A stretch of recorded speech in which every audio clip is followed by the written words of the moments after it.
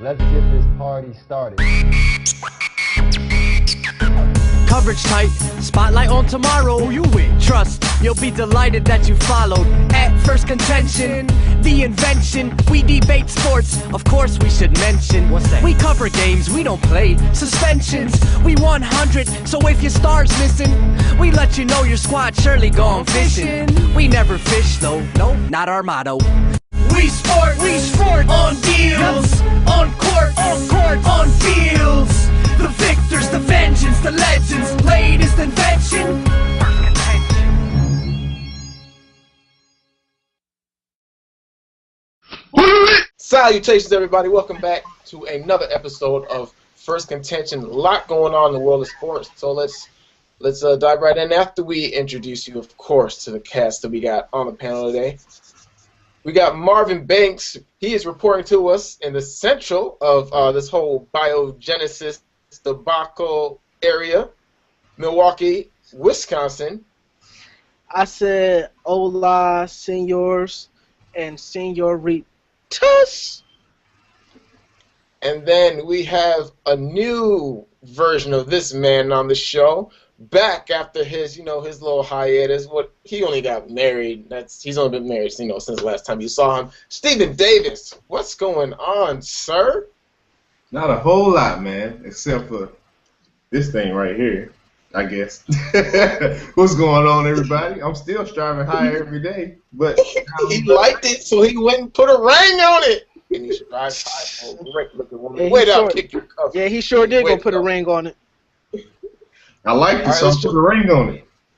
We teased on where Marv is right now, but let's talk about it. This whole biogenesis scandal. After Ryan Braun has done nothing but deflect and say that he is innocent and that he has done nothing, he is finally pretty much admitted to taking some P.E.D. So, I mean, Marv, you're in the mill. What are the people saying? What do you think? It's a mixed bag of emotions because on one hand, we're not going to let the outside world ridicule someone that plays for our hometown team. But in the inside looking in, we were hoodwinked, bamboozled. There was a sheet put over our eyes and this, that, and the third. Now, I would go back to say that Ryan Braun was innocent. But now that he has came out and taken this suspension for the rest of the year, it's hard for me to even go at bat on him right now. But my bigger issue is just with the sport of baseball and how it's a regular culture, how it's part of the culture in baseball, no matter how you try to clean it up. Absolutely. Steve, your thoughts on what happened with Ryan Braun? This guy is really a coward. I mean, for him to defend himself for 2 years, talking all this stuff about I would rather die than take the P.E.D. substance, blah, blah, blah. Everybody's backing him up, even Aaron Rodgers. And then he comes out and he just said, well, I took it, and I'll take this 65-game suspension, which is bull crap because that's like nothing because the team sucks right now, so it doesn't even matter. It's just kind of like taking a break and getting ready for next year. And oh, yeah, he's still getting $100 million coming up. I mean, this dude is really like cheating the system, and I see a lot of baseball players are going to probably try to do the same thing. I'm going to take a P.E.D. for a couple of years just so I get my numbers up, and then guess what? I'm going to strike out, and I'm going to get that $100 million contract, and I'm going to be good to go. What kind of system is this? This is bull crap. Well, the system that was created in your hometown, Steve, as Mark McGwire was breaking records and taking everything underneath the sun. Antler spray, and he's still feeling the effects because he ain't in the Hall of Fame right now. HGH and all that other stuff. So if you had to blame anybody, blame it with the Godfather who started it all. He ain't the Godfather. Him and his past brother, Jose Canseco. So, yeah, Steven, thanks a lot for ruining America's former pastime, Stephen, Cornelius, Davis, Butler. Ooh, look here. Strong word. Look here, Melvin. Hey, Forget Milwaukee. Aaron Rodgers, even went as far, he had from one MVP to another MVP. Aaron Rodgers pretty much put his name on Ryan Braun that he was innocent. So I guess now, the truth comes out about the state of Wisconsin. Lots of people just taking performance enhancement drugs. I mean, no wonder people consider him the best quarterback in the league. But, the title should be stripped because he finished runner-up in the MVP voting this year. Yes or no? Do you think Kemp should get the MVP for 2011, Steve? No, I'm not a big believer in yes or no? Status. No. Whatever. Yes. Marvin, yes or no? Yes. Yes, Yes. I think Kemp should. Way to be biased. Way to be biased. Sorry, unbiased. Way to be unbiased, Marvin. Thank you. Let's move on from a baseball field to the football field. I mean, we've talked about on this show the hit that Jadaveon Clowney put on a Michigan running back in the Outback Bowl. We've seen it on SportsCenter. It's been all these hits on YouTube, and now coming off of winning an ESPY for best play, it has now been said that hits of this magnitude are now they can be deemed ejectable based on what referees think. So is this fair to players who make highlight hits like this, to eject them after a play like this, or is this just good football? Steve, what do you think? You played football, college level. God, man, this just breaks my heart, man. Just because, I mean, we've talked about this in the past, how the NFL culture has been changing, because of concussions and all this stuff, and they're trying to limit the amount of hits that you can do in football. I mean, it's football for a reason. People watch the game for people to get hit. It's part of the game. It's what you sign up for. I mean, you can't go around and try to make this game like flag football. It won't flourish like that. You gotta have the physical nature, and hits like that is the reason why a lot of people watch the game. It excites you, makes you jump up out your seat. We're still talking about the hit. That's how big of a hit it is. Come on. You got to keep these type of plays in football.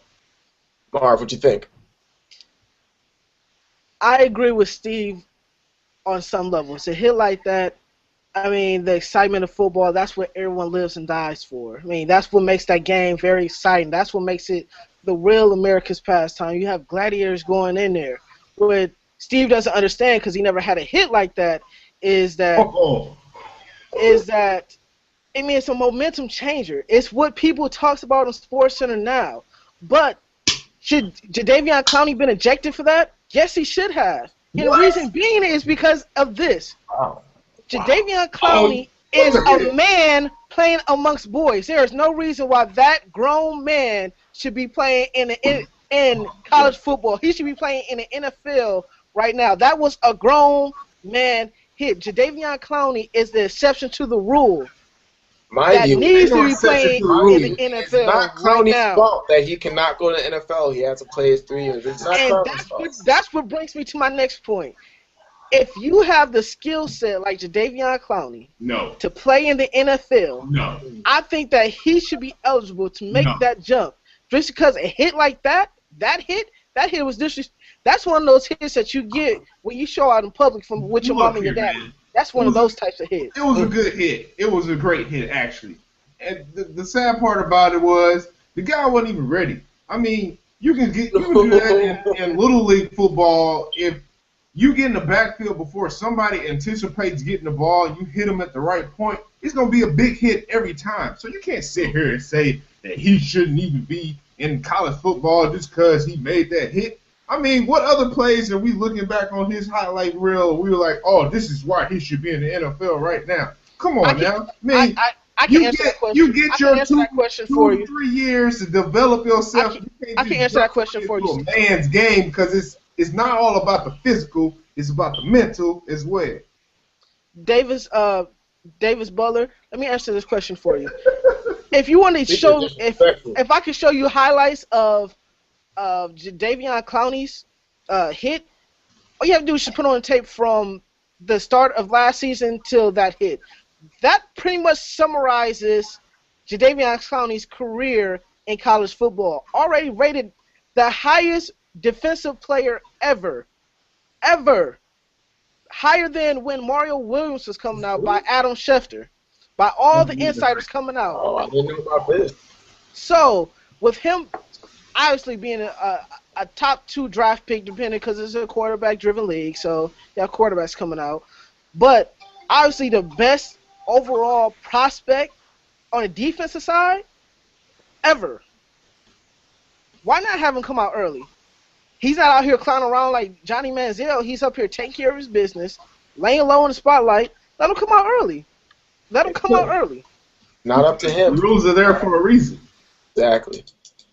And in this case, the rules are there to hurt Vincent Smith. If there's one person who hasn't looked at these highlights or is tired of seeing them, it is Vincent Smith. So these condolences go out to you, Mr. Smith. We are sorry.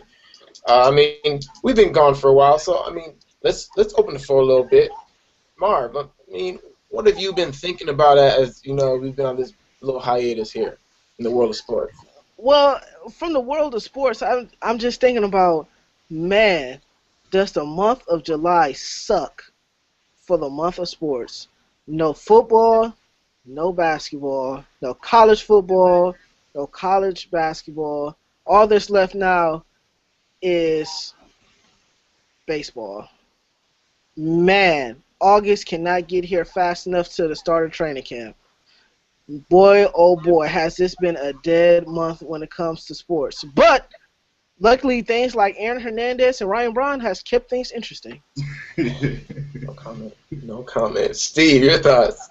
Yes. Speaking on Aaron Hernandez, did you know I was looking on ESPN the other day, and I think Stephen A. referenced saying that there have been at least about 63 off-season type of occasions or arrests with professional athletes doing something stupid or DUI or something revolving around violence. I mean, this is getting kind of crazy because if you really look at the younger generation that is coming in, it seems like a lot of these kids are not really valuing the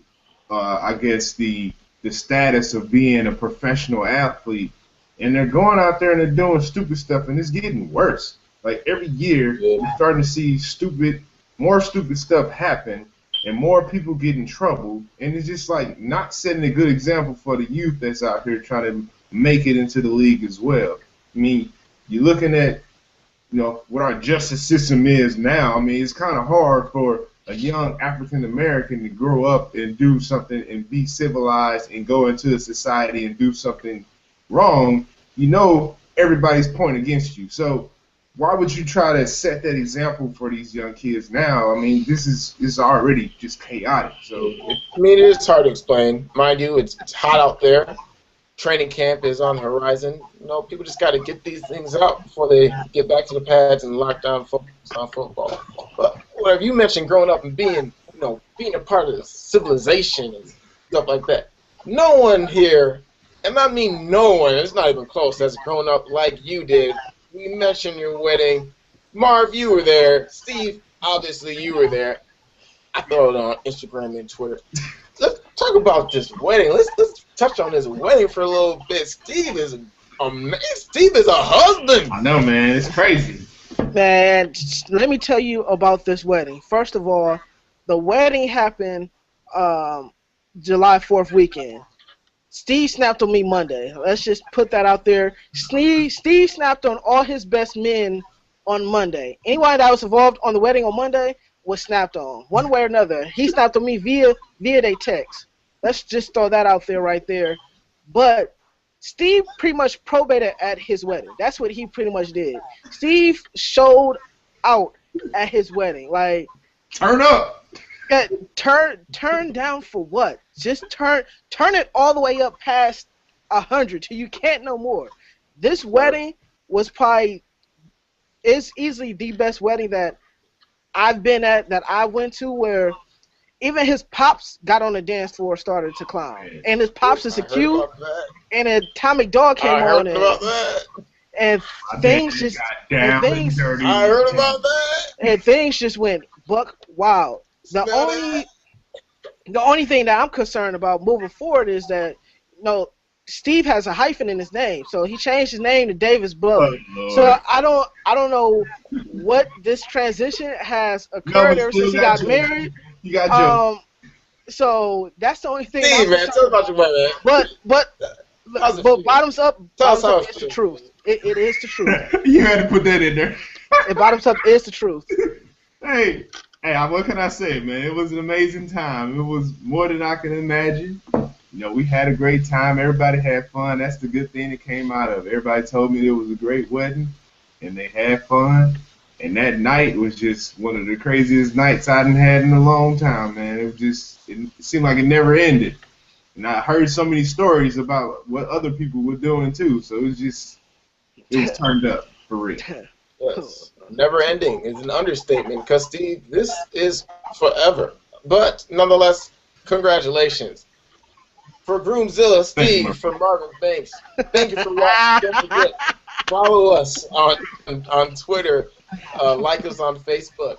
If you haven't seen the first dance, we'll be sending that out on the Phirst Contention Twitter account as well.